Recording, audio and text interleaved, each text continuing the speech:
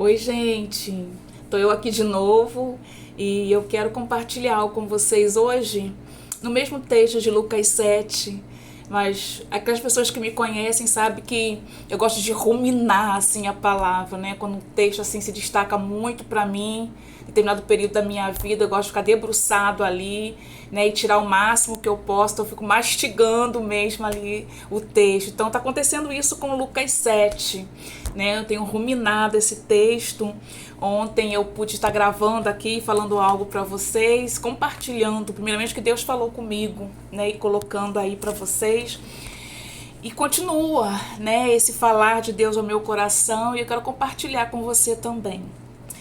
É o texto de Lucas 7, de 1 a 7. E eu quero destacar para vocês uma outra parte do texto, quando ele fala assim: e aproximando-se de Jesus, eles lhe rogavam com insistência, dizendo: Ele é digno que lhe concedas isso. Esse aqui é o momento em que o centurião, ele entende que é Jesus que vai curar o seu amigo, né, que é um dos seus servos. Só que ao invés dele ir até Jesus, se tão indigno que ele envia outros para poder estar com Jesus. Ele diz: eu não sou digno nem de estar ali diante dele. E essas palavras que a gente acabou de ler aqui são palavras dessas pessoas insistindo: Jesus, vai lá, atende o pedido dele, porque assim, ele é tão legal, né? É uma pessoa assim que merece. Vai lá, Jesus, ajuda. Então assim, com insistência, eles diziam: ele é digno que lhe conceda o que ele te pediu, né? Ele conceda isso. Olhando para esse versículo, eu fico a pensar: o que as pessoas podem falar de mim? Qual é o testemunho das pessoas sobre a minha vida? É muito comum a gente pensar na nossa morte, quando muitas pessoas estarão ali em volta do nosso caixão, porque se isso não acontecer até que Jesus volte para nos buscar, ninguém escapará disso, né? Estaremos ali um dia no caixão.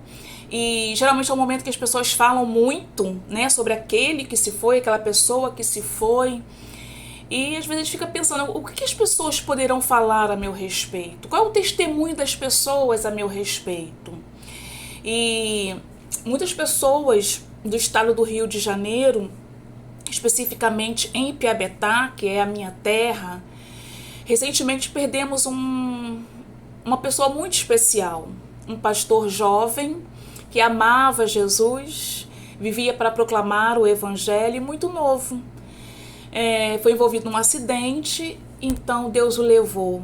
Gente, mas se você parar para ouvir o que as pessoas que estavam à volta dele falam a respeito dele, é algo assim que você diz: cara, preciso rever minha vida, preciso rever realmente as minhas condutas, preciso realmente fazer valer a minha vida.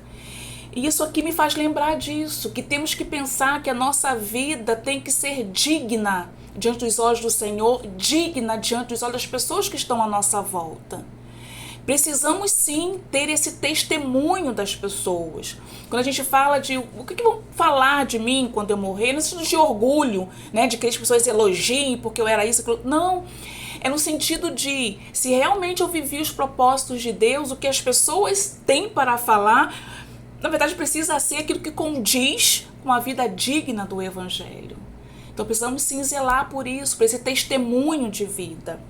E é interessante porque nesse texto aqui tem esse testemunho desses servos, mas também tem um outro testemunho importantíssimo, porque no versículo 9 diz assim: ouvindo Jesus, ficou admirado e voltando-se para a multidão que o seguia, disse: eu vos afirmo que nem mesmo em Israel encontrei tamanha fé. Gente, só fechar aqui um pouquinho, porque o solzinho aqui tá batendo. Só um minutinho. E aí no final, então, vem esse testemunho de Jesus, né? Uau! O que Jesus tem a falar sobre mim? O que Jesus pode falar sobre mim? Então eu queria deixar isso pra gente. Qual tem sido o testemunho que temos deixado? Qual o legado que temos deixado? O que as pessoas poderão falar a nosso respeito? Aqui fala que os servos, eles refutavam a sua palavra, o seu pedido, dizendo assim, faz o que ele pede, por favor, porque ele construiu uma sinagoga, né? Ele, juntamente com a nação. O que eu e você temos construído nesse mundo?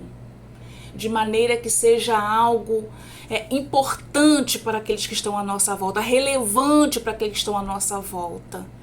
Vamos construir aquilo que Deus quer. Vamos construir coisas relevantes. Vamos construir sabendo que o nosso Deus estará com a gente nesse processo para nos ajudar nessa construção e termos sim muita coisa que ouvir das pessoas, não para nos orgulharmos, mas pelo contrário, estamos cada vez mais humildes ainda diante do Senhor, mas felizes por cumprirmos com a nossa missão. Que as pessoas possam ter boas coisas a falar a nosso respeito, que o próprio Jesus tenha o que falar sobre nós de maneira que seja admirável. Que Deus nos abençoe. Um beijo, gente. Fica com Deus. Tchau.